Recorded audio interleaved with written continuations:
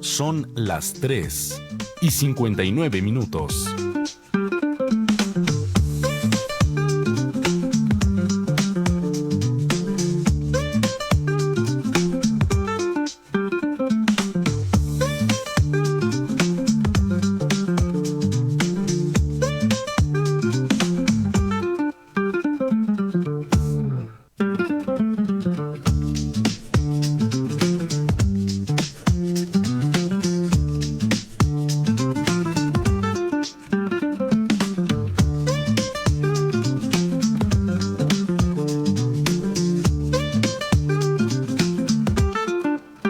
Son las 4 en punto.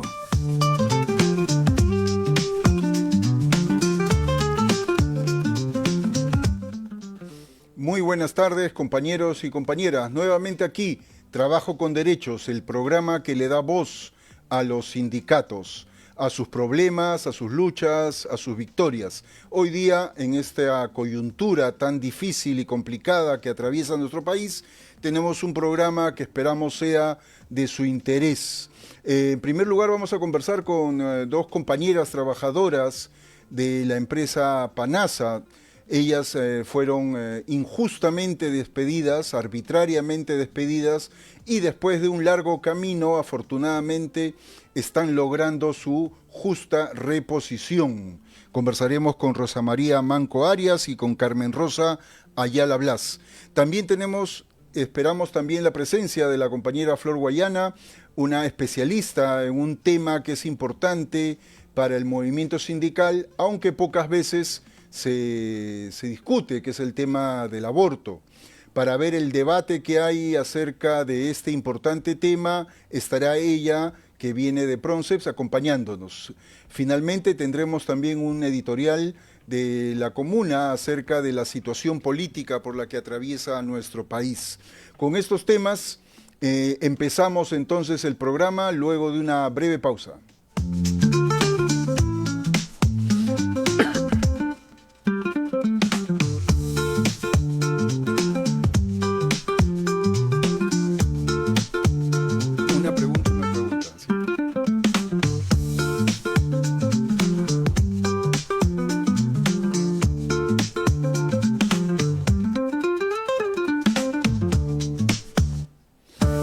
Como habíamos anunciado, vamos a contar ahora una de las historias muy cotidianas en la vida de los trabajadores y trabajadoras de nuestro país. Son despedidos injustamente, arbitrariamente, y frente a eso sus opciones no son muchas. Un grupo de ellos en todo el país siempre trata de regresar y de luchar contra esta injusticia.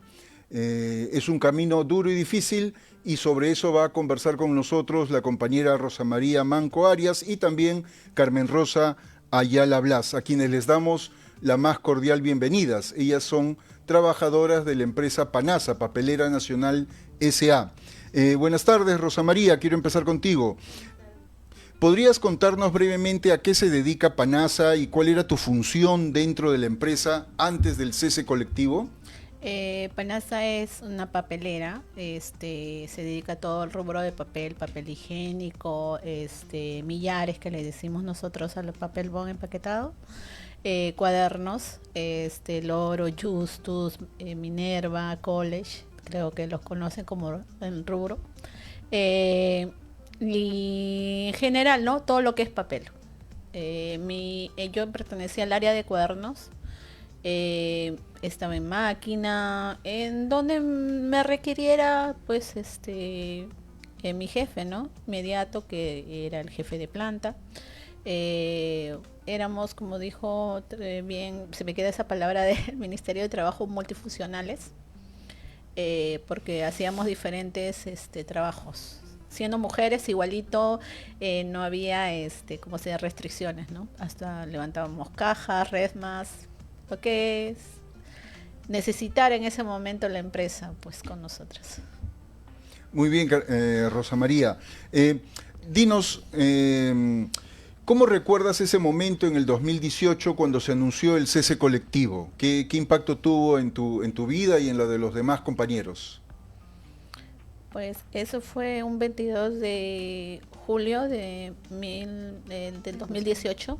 Y creo que para todos fue algo chocante, ¿no? No pensábamos que íbamos a llegar, que la empresa iba a llegar a esa magnitud, ¿no?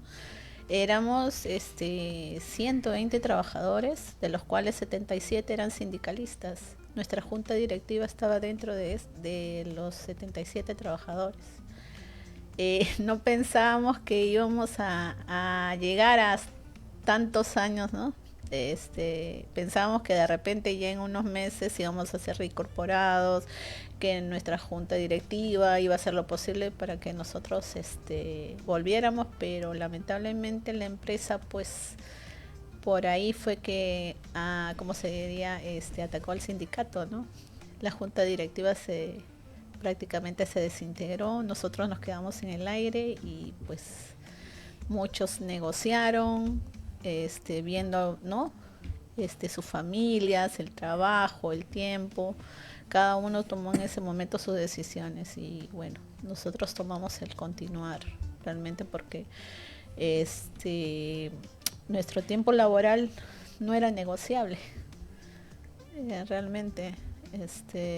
Sí, nuestra familia chocó en ese momento, a mí también me chocó muchísimo porque tenía un hijo en la universidad y pues en ese aspecto mi hijo dejó de estudiar y creo que muchos, todos éramos cabeza de familia, hombres y mujeres ahí, ¿no? Mamás solteras que eran cabeza de familia y seguimos siendo cabeza de familia, no hemos dejado de serlo, hemos seguido trabajando en diferentes cosas, pero para continuar para nuestra reposición que gracias a Dios se ha dado pues, después de muchos años. Bueno, efectivamente, gracias también a la asesoría legal que ustedes han tenido a cargo del doctor Gerard Angles y también principalmente al esfuerzo, al tesón que ambas han puesto en estos 7 años, ¿no es cierto?, al compromiso por luchar por lo que es justo. Después de tantos años de lucha, Rosa, ¿cómo te sentiste al conocer la resolución que ordena tu reposición en el trabajo? En principio me sentí contrariada porque no sabía si era verdad o mentira, ¿no? Porque ya una vez esperamos esa resolución administrativa y realmente salió en contra nuestra, diciéndonos que no, que el cese era favorable y todo, y entonces pues como que me quedaba todavía esa angustia y cuando ya leí bien la resolución, lo que esto y el doctor nos afirmó, pues nos dijo, sí, ustedes van a hacer repuestas ya de esto que lo otro. Entonces pues claro que sí, una alegría inmensa, ¿no? Porque tanto tiempo, el caminar, a veces, como se dice, estar en la calle, a veces sin desayunar, sin almorzar, yendo para acá, dejando documentos, un tiempo, tal vez yo dejé de ir, pero otras compañeras tomaron mi lugar, entonces como que cada una tuvo su tiempo para todo este proceso, porque si no nos hubiésemos apoyado los 10, creo que tal vez tampoco hubiese llegado, ¿no? esa resolución y también la ayuda del doctor, por supuesto. Más que todo la paciencia del doctor hacia nosotras, ¿no? Porque a veces nos desesperábamos en que queríamos que todo esto, doctor, pero bueno, el doctor siempre fue conciso con nosotros. Esto va a demorar tanto, esto va a ser así. Nunca nos planteó o no dio falsas ilusiones, como dicen, ¿no? Como otros abogados creo que en este camino hemos visto. En cambio el doctor sí nos dijo realmente puntualmente qué era lo que quedaba y por eso mismo cuando nos dijo sí van a hacer respuestas, han ganado, pues imagínense, la alegría inmensa entre los 10. Se entiende perfectamente. Efectivamente, es curioso porque claro, hay algunos especialistas, economistas, abogados, que sostienen que la estabilidad laboral es un impedimento, que es una barrera para el crecimiento y que es una rigidez en el sistema de relaciones laborales, que es casi imposible despedir a un trabajador. Y lo que vemos es que es algo muy, muy común, es algo que se repite, los trabajadores y las trabajadoras son despedidas, y la estabilidad laboral no es una protección eficaz e inmediata, ¿no? Las compañeras aquí presentes han tomado 7 años de su vida para poder regresar a su puesto de trabajo, entendiendo que fue un despido que no debió ocurrir, ¿no? Vamos a conversar ahora con Carmen Rosa. Carmen Rosa Ayala Blas también ha sido una trabajadora que fue despedida en el mismo grupo y también ha sido repuesta. Carmen Rosa, durante estos 7 años, ¿qué fue lo más difícil de enfrentar y qué fue lo que te dio fuerzas para seguir adelante en esta lucha? Bueno, durante estos 7 años para mí fue como una montaña rusa de emociones. Sentí tristeza, frustración, pero a la vez esperanza y determinación. Tuve que luchar contra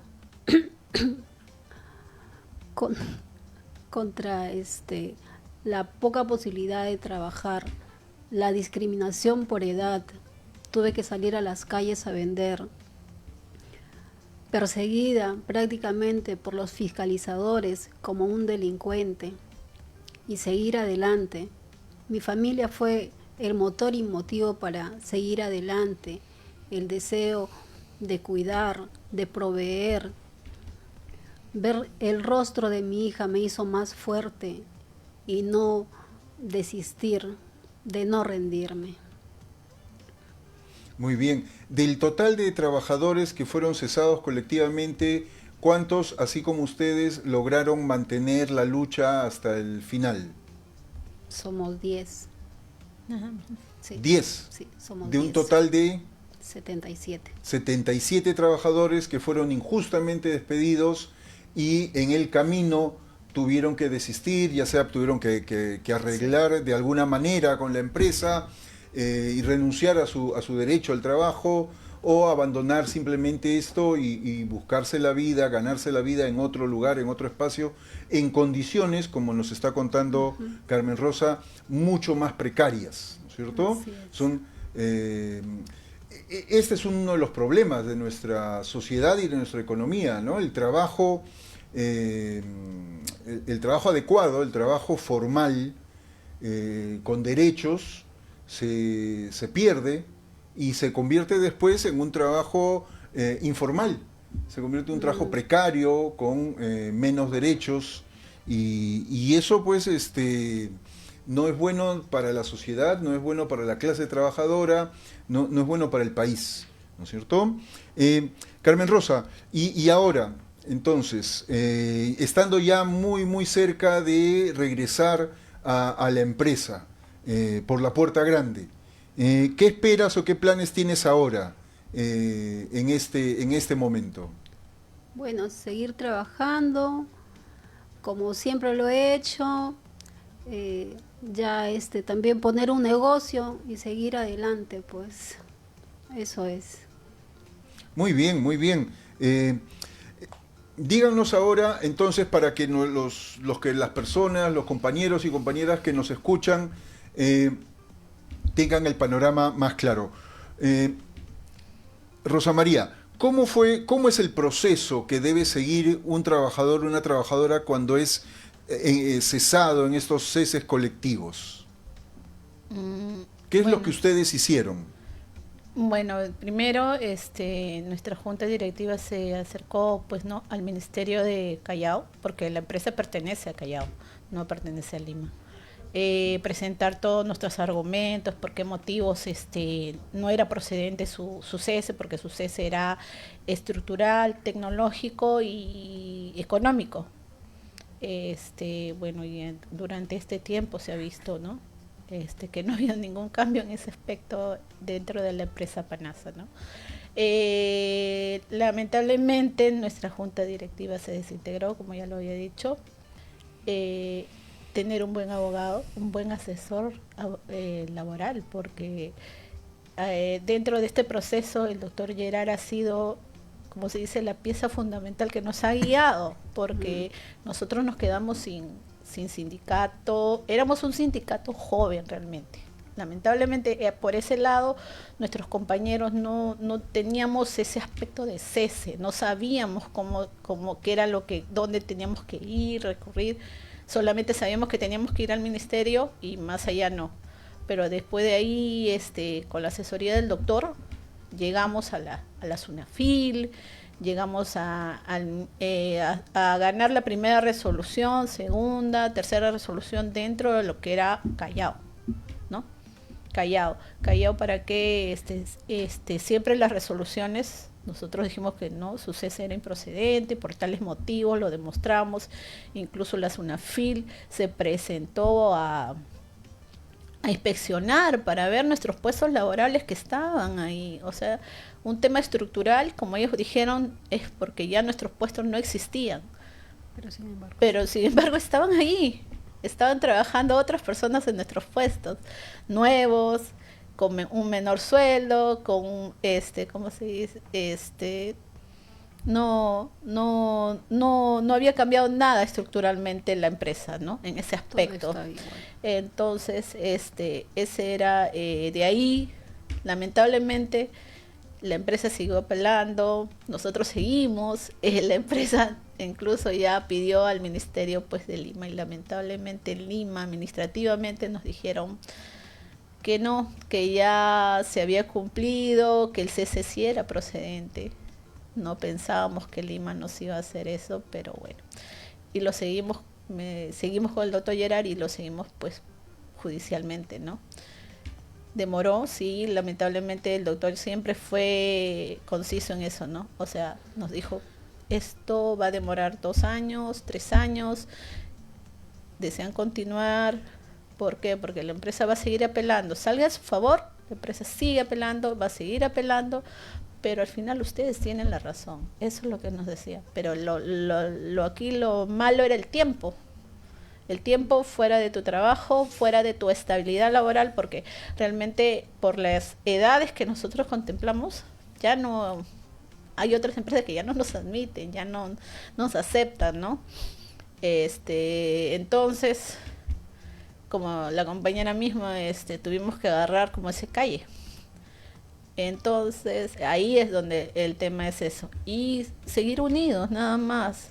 Eso es lo que nos ha apoyado, porque en algún momento, como le digo, yo no pude caminar, pero vinieron otras compañeras y caminaron ellas. Entonces, así hemos seguido apoyándonos mutuamente los 10 hasta el término de esto, que ha sido el 6, donde salió la resolución donde decía que pues el cese era improcedente por tales motivos. Se respetó realmente los motivos que la empresa había puesto y que pues no eran válidos, ¿no? Entonces eso es lo que, bueno, les digo a los compañeros dentro de un cese, que se apoyen mutuamente, sigan adelante y nos toca caminar para que esto al final les salga procedente, pues, porque la empresa no. Muy bien, sí, efectivamente, caminar es un buen término para este recorrido que tienen que hacer los trabajadores, las trabajadoras que son injustamente despedidos, ¿no? Para las personas que nos ven y nos escuchan, el cese colectivo es una figura por la cual una empresa puede despedir hasta un 10% de su planilla de trabajadores estables. Estamos diciendo que trabajadores estables, formales, hasta un 10%, es un grupo grande, ¿no? Una empresa puede así despedir cientos de trabajadores, pero tiene que argumentar una razón objetiva, que como ustedes han señalado, puede ser un cambio estructural, es decir, la empresa, hay un área específica que va a desaparecer, que ya no se va a mantener en la empresa, un cambio tecnológico, una nueva maquinaria va a ingresar y por lo tanto los trabajadores que usaban otra maquinaria van a ser desplazados, ¿no? un cambio económico, en fin. La empresa argumentó, algunas empresas argumentan estos temas, pero luego no hacen esos cambios. El puesto de trabajo de la persona que estaba laborando continúa, no hay ninguna nueva innovación tecnológica, no hay ningún cambio estructural, y entonces, claro, se desvirtúa este motivo. Resulta que es un pretexto, ¿no? Y en el caso particular de Panasa, porque efectivamente tenía un sindicato joven que en sus primeros años era muy combativo, muy aguerrido, porque partía de una situación bastante difícil en una empresa pues que tenía condiciones muy discutibles, condiciones bastante precarias de trabajo, ¿no? Sí, eso sí era verdad. Era duro el trabajo. Sí, por ejemplo, antes que fuera el sindicato, por ejemplo, nosotros no teníamos implementos de seguridad, no había SOMA, no había áreas de seguridad, no había un tópico, el horario de comida no se respetaba, salíamos como animalitos a comer y con la misma regresábamos. O sea, comía el que ganaba, el que llegaba más rápido, descansaba en que sea un poquito más, pero, o sea, así era. A veces incluso a mí me tocó comer en la máquina, ¿no? En la máquina que trabajamos, de pronto las fechas de producción son entre octubre, noviembre, diciembre y enero, porque es una empresa que hace cuadernos, entonces justamente esas fechas se abastece porque ya en febrero, marzo empiezan pues las listas escolares y todo eso, ¿no? ¿Y qué pasaba? 12 horas consecutivas, te reemplazaba 10 minutos el maquinista, te reemplazaba y tú agarrabas tu tupper, te lo comías y de nuevo volvías a la máquina. Eso era papelera nacional, antes que hubiera un sindicato. Por eso es que nuestros compañeros, al haber tanto ¿no? que nos vulneraban, prácticamente nosotros no conocíamos nuestros derechos laborales, nuestros derechos ahí, pero muchos de los compañeros no les gustaban eso, incluso accidentes, los maquinistas, no había maquinista que no tuviera un dedo mochado, sinceramente, se accidentaban, y que hacía Panasa, simplemente los mandaba a descansar. Volvían, seguían trabajando, no conocíamos nuestros derechos realmente, esa era la verdad, éramos muy ignorantes en ese aspecto. Entonces, a raíz que entra el sindicato, cambiaron, nos ponían botas de seguridad, ropa adecuada para el trabajo, hubo un tópico, ya un horario que se tenía que respetar de nuestra comida, de nuestro horario, claro, laboral y de nuestra comida, ¿no? Por eso mismo, creo que la empresa era en ese aspecto, en esos tiempos, un poquito infractora de muchas leyes, pero ya después con el sindicato comenzó a cambiar. Y ahora también veo que sí, ha cambiado bastante, pero en el tema estructural, cuando implementó el CS, dentro de Panasa existen 3 áreas de producción: conversión, papel higiénico y cuadernos. Ninguna área ha desaparecido. Nada. Entonces no hay un tema estructural. Tecnológico, han traído muchas máquinas, pero siguen funcionando con nosotros. O sea, hay más personal. Hay mucho más personal por las máquinas que han adquirido, ¿no? A buena hora, porque es más trabajo pues, para uno. Y el tema económico, hasta en pandemia han trabajado, entonces creo que en ese aspecto se fundamentó bastante que no había cambiado, pues no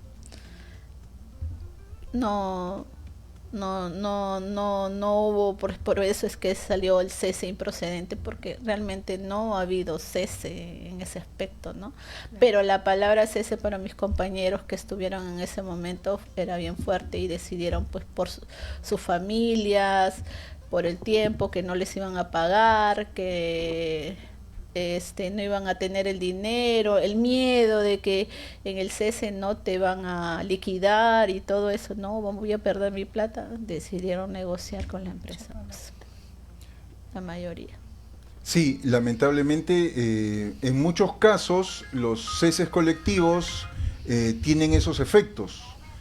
por un lado, desestructurar a un sindicato, es decir, el cese pone en la calle, como en el caso de Panasa, a toda la junta directiva, y eso desestructura el sindicato, quien después quiere asumir una responsabilidad sabiendo que los anteriores han sido despedidos.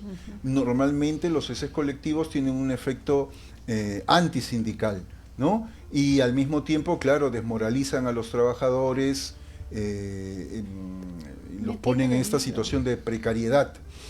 También es importante, claro, destacar efectivamente la labor del doctor Gerard Angles, miembro del equipo de la comuna, que como ustedes han señalado, a diferencia, una de las cosas que caracteriza al trabajo que hacemos en la comuna es que no tenemos por qué estar engañando a los trabajadores. Cuando las cosas son complicadas se les tiene que decir, y estos procesos se sabe que toman su tiempo. A veces, muchas veces en otros lados, en otros espacios, la persona que funge de abogado dice lo que quiere escuchar el trabajador, dice, sí, en 2 meses vas a volver, en 3 meses vas a volver, yo te repongo, pero no es así. Lamentablemente, en el marco legal que nos movemos, en el proceso judicial que se desarrolla, los plazos son mucho más largos. Pero el resultado sí es claro. En este caso, como se ha señalado, la razón estaba del lado de los trabajadores, de las trabajadoras, y afortunadamente ellas dos mantuvieron ese compromiso para luchar hasta el final y ahora van a cosechar sus frutos. Para ir terminando, primero, Carmen Rosa, dinos, ¿qué mensaje le darías a los trabajadores y trabajadoras en general que de pronto están atravesando esta situación ahora en sus empresas y están quedándose en la calle por un cese colectivo? Bueno, compañeros, le diría que sigan adelante, unidos, y que no están solos, que la lucha es difícil, pero no imposible, que sigan unidos y para adelante, pues. Muy bien, y tú, Carmen Rosa, para terminar, ¿cuáles son tus palabras finales? Rosa Manco. Rosa No, Manco. que Rosa. se apoyen, que no se amedrenten ante la empresa, ante lo que les digan. Si ustedes tienen la razón, unidos, porque esto también se basa en la unión de todos ustedes, de todos sus compañeros, de todos, para que salgan adelante. Sus ceses, si tienen toda la razón, va a continuar, pero unidos, ustedes son fuertes. Y que, bueno, les toca caminar, pero trae al final sus frutos. Nosotros ya somos 7 años y al final los 10 hemos salido adelante apoyándonos, no como hubiésemos querido que fuéramos todos los 77 sindicalistas que estuvimos en ese momento, lamentablemente, pero al menos los que quedamos somos los que pues afrontamos esta lucha y la seguimos, y con una buena asesoría también. Eso es lo importante. Muy bien, muchas gracias Rosa María, muchas gracias Carmen Rosa por su compromiso, por su lucha hasta el final. Es un motivo de alegría para todos nosotros que puedan regresar junto con los demás compañeros al centro de trabajo, y nada, y bueno, y ponerle más punche también al sindicato para tener un centro de trabajo digno, pues. Muchas gracias y hasta otra oportunidad. Gracias. Muy bien, hacemos una brevísima pausa para la siguiente entrevista.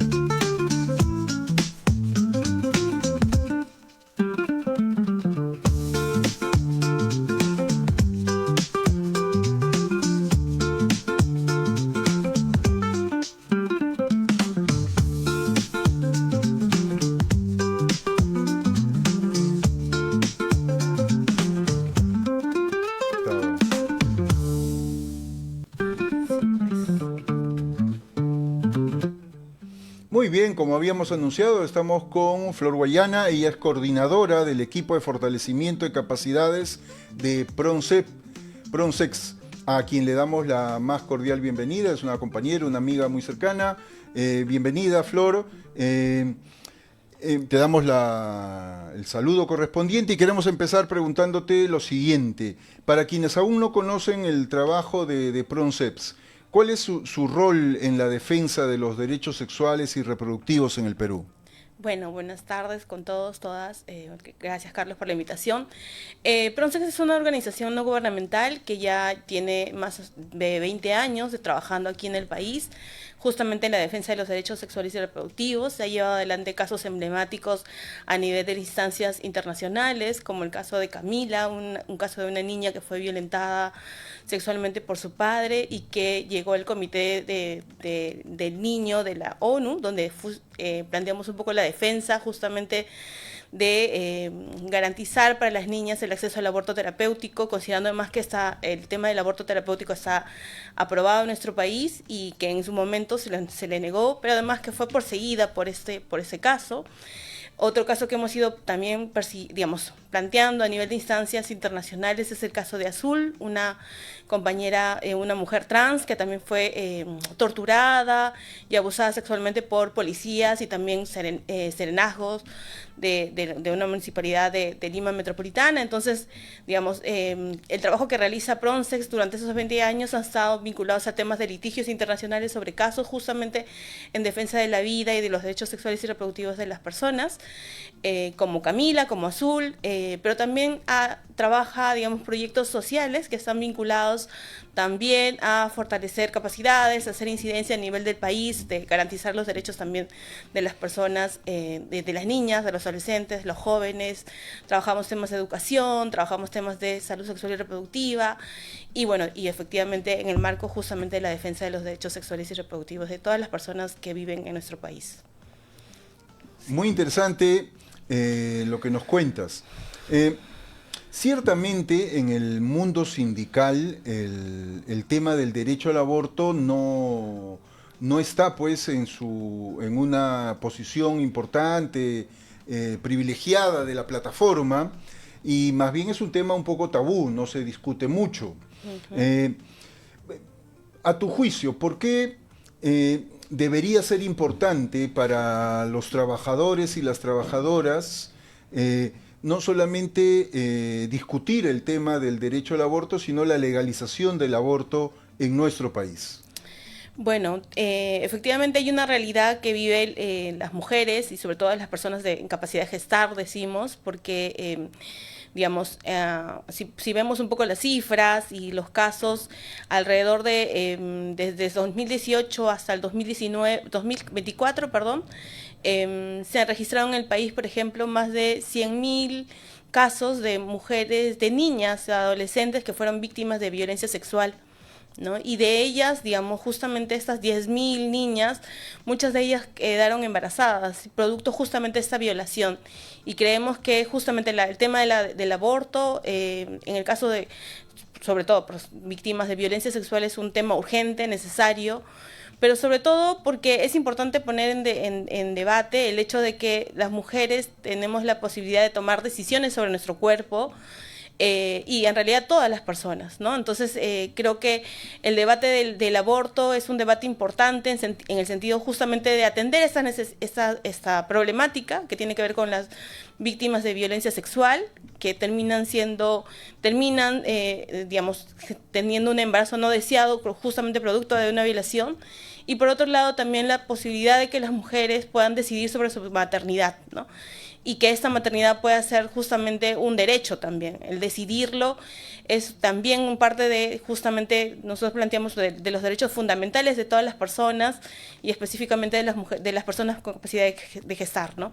Y en el mundo, efectivamente, laboral también hemos identificado casos de mujeres trabajadoras, ¿no? Inclusive las trabajadoras del hogar, las compañeras trabajadoras han denunciado muchas veces que niñas menores de edad que trabajan en los centros en las casas, ¿no? De cama adentro, son víctimas de violencia sexual. Entonces estamos identificando que efectivamente las mujeres que estamos, digamos, en situación de vulnerabilidad, porque además creo que es importante también reconocer eso y sobre todo para las trabajadoras, que las mujeres, a diferencia de los hombres, ¿no? Vivimos en un sistema de discriminación estructural, donde efectivamente tenemos menos acceso a recursos, menos acceso a oportunidades, y por ejemplo quienes hemos tenido la oportunidad o privilegio de llegar a las universidades, tenemos acceso a la información, pero quienes no lo tienen, como las adolescentes, las jóvenes, digamos, tienen las pocas posibilidades de acceder a información, inclusive hasta ello nos han, digamos, restringido, ¿no? Y ahí ya hablamos un poco también, no solamente de la apuesta por, digamos, el derecho al acceso a la decisión sobre nuestros cuerpos, sino también el derecho a recibir información.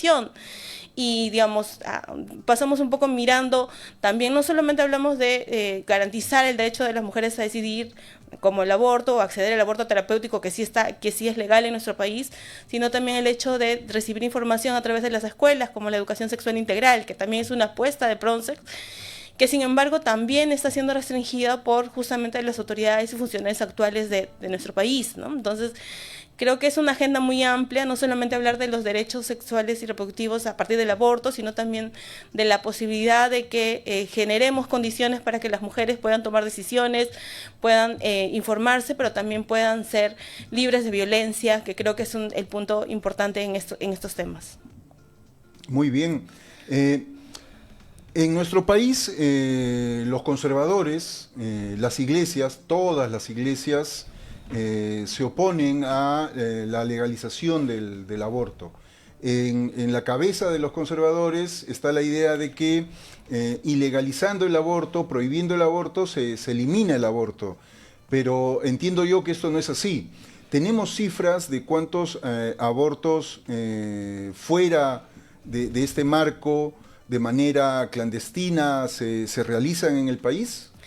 Lamentablemente, digamos, datos oficiales sobre abortos, ¿no?, realizados en nuestro país no existen, ¿no? Hay subregistros, sí, y lo que sí existe, y ahí es mucho más grave, son denuncias. Las denuncias que están haciendo las comisarías, bueno, los policías y las fiscalías y los juzgados a mujeres que llegan a a establecimientos de salud con indicios que podrían ser abortos realizados, ¿no?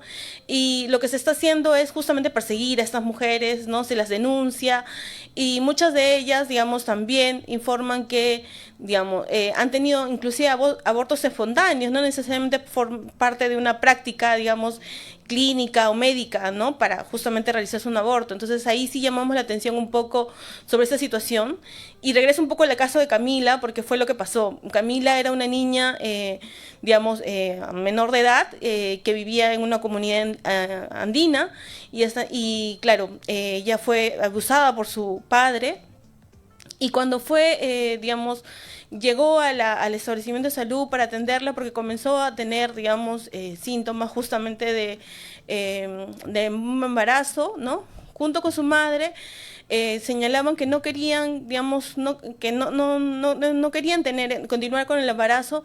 Sin embargo, no le brindaron información justamente del tema del aborto terapéutico. Y claro, igual continuaron y la obligaron a tener como los chequeos médicos para que continúe el embarazo, a pesar de que la norma establece que, digamos, una niña menor de 14 años debería continuar, o por lo menos brindarse la información para que pueda aplicarse el aborto terapéutico. Y en este caso, Camila, digamos, continuó con su embarazo, pero, digamos, pasaron unos meses o unos días, y regresa Camila al centro de salud porque se siente mal. Entonces, porque además con malestares, ¿no?, digamos, de salud, regresa al establecimiento y se dan cuenta que efectivamente Camila había tenido un aborto espontáneo. Y entonces lo que ocurre a partir de ahí es que Camila es perseguida, ¿no? La denuncian también, siendo ella una niña, digamos, la denuncian por haberse realizado un auto, aduciendo que había hecho un autoaborto, y la fiscalía la comienza a investigar, pero además la llama a declarar. O sea, digamos, un conjunto de condiciones, como si ella fuera una persona adulta, por otro lado, pero también habiendo ya ha pasado un proceso de violación sexual, ¿no? Y además que esto termina, digamos, enterándose en su comunidad, entonces también termina siendo violentado por su comunidad, por las autoridades, y creo que eso es lo más grave de este tipo de situaciones, que las mujeres seamos perseguidas por situaciones que no necesariamente, digamos, tienen que ver con justamente con garantizar nuestros derechos, sino que más bien, digamos, nos persiguen por exigir justicia, por, digamos, de llevar adelante situaciones que no nos corresponden, y además porque han sido víctimas de violencia sexual. Entonces, creo que algo que es importante aquí reconocer es que muchas mujeres en el país abortan de forma clandestina, justamente por condiciones económicas, por condiciones de salud, digamos, un conjunto de barreras que además se presentan en su propia vida, y que cuando quieren, por ejemplo, o algunas de ellas quieren acceder a abortos terapéuticos, la misma, digamos, Estado les restringe ese derecho, y por tanto terminan siendo y acudiendo a establecimientos de salud insalubres y poniendo en riesgo su vida, a pesar de que justamente están buscando, digamos, poner en ejercicio su derecho a decidir sobre sus cuerpos, ¿no? Sí, efectivamente, concuerdo contigo. El caso de Camila además resulta muy paradigmático de lo que significa ser mujer, ser niña y ser mujer en este país, donde el conservadurismo más retrógrado impera, ¿no? Como tú dices, las mujeres que quieren ejercer su derecho a decidir se ven obligadas a someterse a abortos en situaciones peligrosas, riesgosas para su salud. Estas son las mujeres pobres, porque las mujeres de los sectores económicos adinerados, como todos lo sabemos, tienen todo un circuito para poder abortar libremente en situaciones de perfecta seguridad, en clínicas, sin ningún problema. Entonces ahí hay un carácter también como que de clase, que traduce el tema del aborto, ¿no? ¿Qué opinas? ¿Qué comentario tienes? Efectivamente, sí. De hecho, creo que un poco pensando en este tema, y recordaba, y digamos, en los espacios donde siempre hemos, bueno, con mujeres, ¿no? Desde justamente el activismo, también recordamos cómo es que, digamos, por ejemplo, nos acercamos a esos temas, ¿no? Y tienen que ver justamente porque, digamos, tenemos historias de familias nuestras, de mujeres que han abortado de forma clandestina, justamente porque, digamos, han tenido situaciones que les han generado la necesidad de hacerlo, y muchas de ellas lo han hecho en clínicas clandestinas, como le decíamos, y bajo condiciones súper insalubres, ¿no? Creo que hace muchos años salían, además también en los noticieros, muchas denuncias de centros justamente clandestinos, ¿no? Ahora, digamos, no son tantos, sin embargo, sí es cierto, ¿no? Porque además el hecho de que el aborto no sea legal en nuestro país hace que las mujeres, digamos, que no tengan recursos, busquen efectivamente estas clínicas clandestinas, y quienes sí lo tengan puedan acceder, digamos, a servicios privados, que no necesariamente están vigilados, como por ejemplo, digamos, los hospitales, los centros públicos, ¿no? Que, digamos, podríamos decir que inclusive existen redes, ¿no? De aborto, digamos, que se realizan abortos en lugares, en clínicas prestigiosas, o inclusive también, ¿no?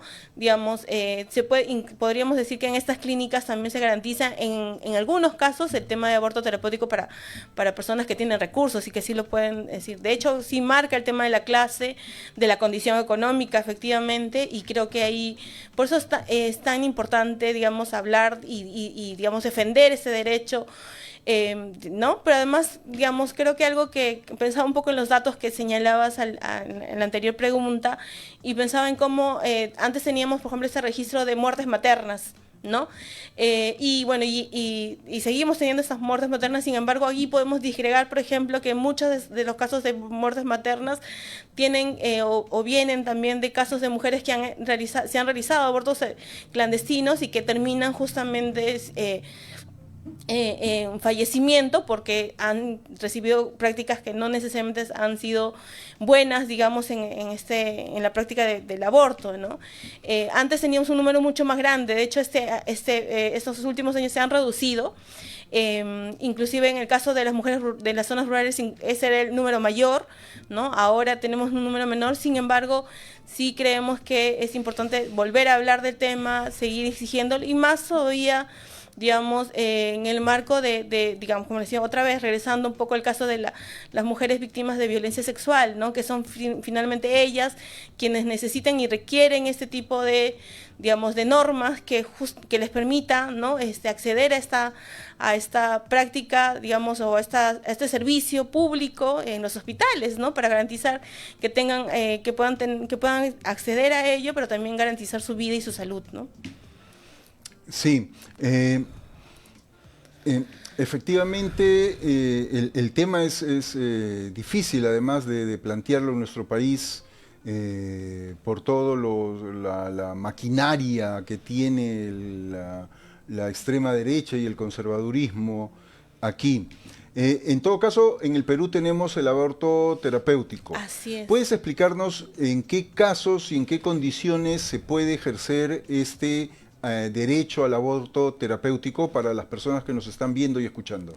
Sí, bueno, justamente el aborto terapéutico está garantizado hace como 100 años, sin embargo, el protocolo, digamos, o justamente la guía de aplicación del aborto terapéutico fue aprobado hace unos pocos años, sin embargo, digamos, también, y ahí, antes de explicar, digamos, el acceso, quiero señalar también digamos, justamente estas autoridades que están, y sobre todo el Congreso, que está buscando, que ha buscado además bajarse esta guía, y junto con otros proyectos de ley que se están debatiendo en este periodo del legislativo, justamente para traerse abajo este protocolo. Y de hecho, hace unos pocos meses también han tenido un ataque al Instituto Materno Infantil, ¿no? Porque ellos tenían un protocolo justamente de atención de aborto terapéutico, sobre todo para niñas de menores de 14 años.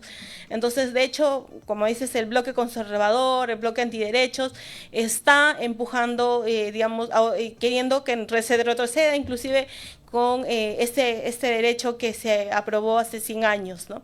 El aborto terapéutico en nuestro país está garantizado justamente a partir de señalar que digamos, que un embarazo no debería continuar si pone en riesgo la vida y la salud de una mujer, ¿no? O una persona en capacidad de gestar. Y en este caso, cuando hablamos salud y también hablamos vida, también hablamos sobre la salud mental, ¿no? Muchas de las niñas que son víctimas de violencia sexual y que además que hemos conocido en los últimos años de casos de estas niñas, fueron víctimas de violencia sexual y producto de ello quedaron embarazadas y muchas de ellas justamente viven una situación de salud mental que agrava justamente también su salud en forma integral, ¿no? Entonces, justamente también planteamos desde ese derecho que las niñas menores de 14 años sobre todo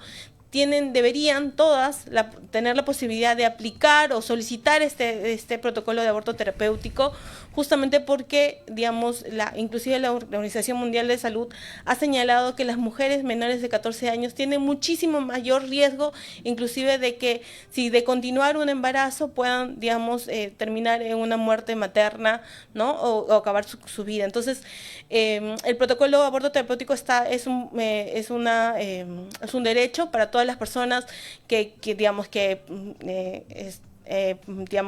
van a un establecimiento de salud y identifican que tienen un embarazo y que este embarazo está poniendo en riesgo su salud, su vida y su propia integridad. Eso quiere decir justamente que tiene la oportunidad de pedirlo, de solicitarlo y generar todo el mecanismo para justamente se pueda aplicar en su caso y se pueda llevar adelante el aborto terapéutico, ¿no? Si una mujer va a un centro de salud argumentando esto, solicitando este protocolo y las personas del centro de salud se lo niegan, ¿qué es lo que debe hacer esa mujer? Ella tiene la posibilidad de justamente digamos, a partir de que ella solicita, se genera un comité. Este comité debería tomar la decisión de efectivamente dar o no el aborto terapéutico. Sin embargo, si en la primera instancia no se le da, ella tiene la posibilidad de justamente volver a solicitarlo, ¿no? Digamos, justamente defendiendo su derecho a la solicitud, y en caso no se lo vuelvan a rechazar, tiene la posibilidad inclusive de acceder a otras instancias, ¿no? Como la Defensoría del Pueblo, ¿no? Generar, digamos, la exigibilidad de este derecho a partir de las instancias de justicia también, para garantizar.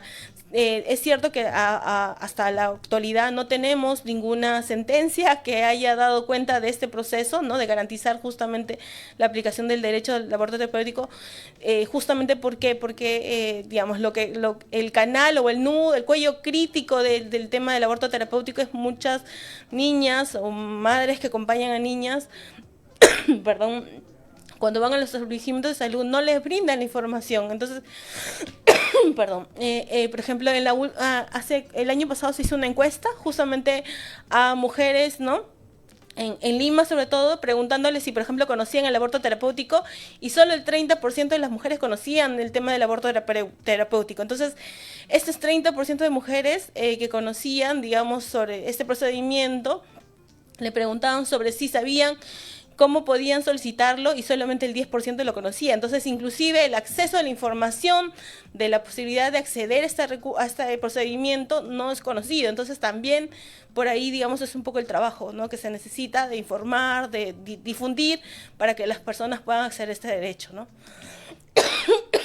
Efectivamente, sí, pues ahí está el rol de Pronsex para dar esta información, brindar los conocimientos necesarios para que las ciudadanas puedan ejercer su derecho. Pronsex también, no solamente en este tema, sino en todo lo que supone la democracia, porque estos son ejercicios de derechos democráticos, también tiene posiciones. En ese sentido, en la coyuntura actual, quería no dejar de pasar esto, en esta coyuntura tan difícil, en esta crisis ya interminable de la institucionalidad peruana, con los sucesos de ayer, con la muerte de un ciudadano, donde todos los indicios parecen señalar como responsable a un miembro de las fuerzas policiales, la muerte de Mauricio Ruiz. ¿Cuál es la posición de Pronsex en este contexto, Flor?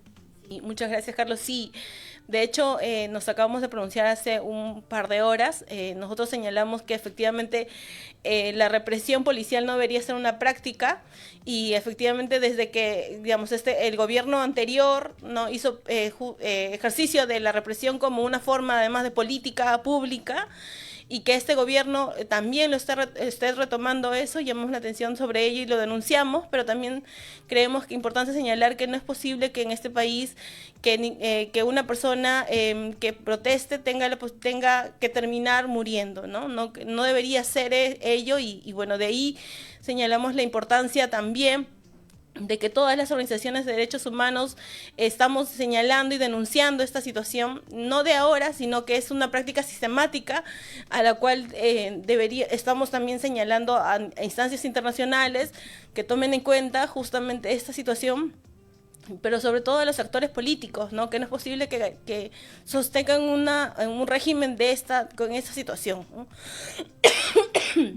Y de ahí también, digamos, señalar que desde las organizaciones de sociedad civil nos organizamos, incidimos, vigilamos, y por ahí también acompañamos estos procesos de movilización social que creemos que tienen que ver justamente en el marco de la democracia, y ya lo hemos denunciado anteriormente, que este tipo de prácticas reducen más la posibilidad de lograr consensos, pero también digamos, seguimos incidiendo en el tema de la crisis política en la que estamos viviendo, y que efectivamente no nos está llevando a ningún puerto, y que además ponen en riesgo la vida de todos los peruanos y peruanas que vivimos en este país, ¿no?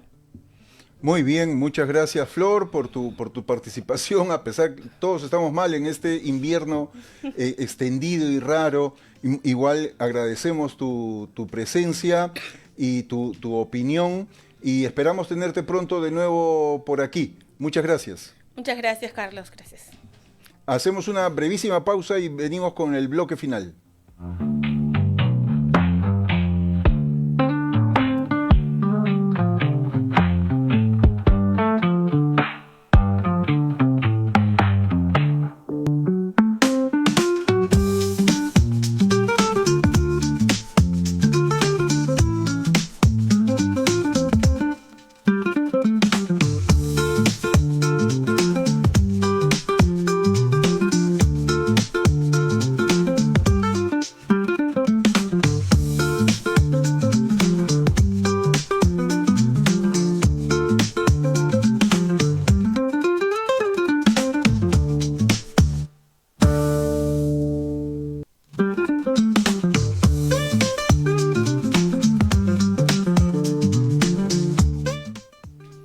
Bueno, las palabras finales son para pronunciarnos a nombre de la comuna en este escenario terrible que está atravesando nuestro país. Ya hemos señalado varias veces que enfrentamos una crisis de legitimidad muy larga, muy prolongada desde hace varios años. Una crisis de legitimidad significa que la separación entre Estado y sociedad es no solamente grave, sino es dramática. Los ciudadanos y las ciudadanas no creen en el gobierno, no confían en el gobierno, no se sienten representados por este gobierno. Y el cambio estético que ha significado la salida de Dina y el ingreso de Yeri no es una solución, es más bien una continuidad, como lo viene demostrando día a día el actual gobernante. Los sucesos de ayer son una línea que no debió de haberse cruzado nunca. La ciudadanía tiene todo el derecho de protestar en cualquier democracia. En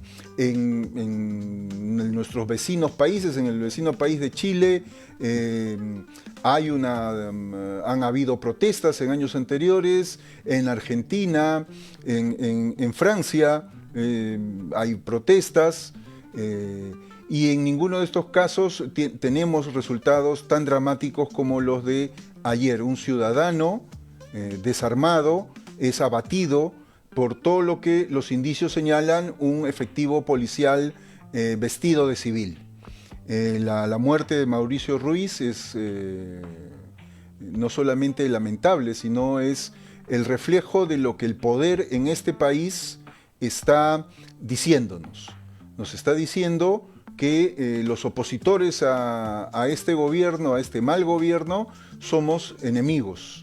Somos sus enemigos y nos va a tratar como enemigos a balazos. La represión de ayer ha sido completamente desproporcionada. Varios analistas señalan que prácticamente ha sido una emboscada lo que ocurrió en la avenida Bancay, cerrando calles alternas para impedir la salida de las personas, los estudiantes que estaban allí protestando. No solamente se ha reprimido a ciudadanos, estudiantes, sino también a periodistas. La ANP, la casa que nos cobija, ha señalado que hay más de una decena de periodistas, varios de ellos con perdigones, golpeados, en el ejercicio de su labor de brindar información. La salida a esta situación pasa obviamente por una recomposición del gobierno, una real recomposición del gobierno, no por más continuidad, sino que Yeri y su gabinete de desconocidos dé un paso al costado, salga, que se recomponga esto para poder transitar de manera democrática hacia un proceso electoral. El proceso electoral dentro de algunos meses tiene que desarrollarse no en esta situación, no con un gobierno que dispara a los ciudadanos. En este sentido, finalmente, expresamos nuestra más firme solidaridad con todas las víctimas, exigimos la liberación de los estudiantes todavía retenidos, Nuestra colega, la abogada Gisela Figueroa, ha estado toda la noche junto con otros abogados y abogadas, asumiendo la defensa de los detenidos, abogando por su inmediata libertad. Y al mismo tiempo exigimos pues al Congreso, al Poder Legislativo, que tome en serio la protesta ciudadana y que abramos un camino de real transición, ¿no? Esperamos también la voz de los trabajadores organizados, y no solamente la voz, sino también la movilización de los trabajadores organizados, de los sindicatos, las federaciones y las confederaciones en este periodo donde la democracia se está disputando y la amenaza autoritaria es cada vez más fuerte. Sin más que señalar, entonces, nada, nos despedimos. Trabajo con Derechos, el programa que le da voz a los sindicatos y a los trabajadores de nuestro país. Hasta la próxima semana.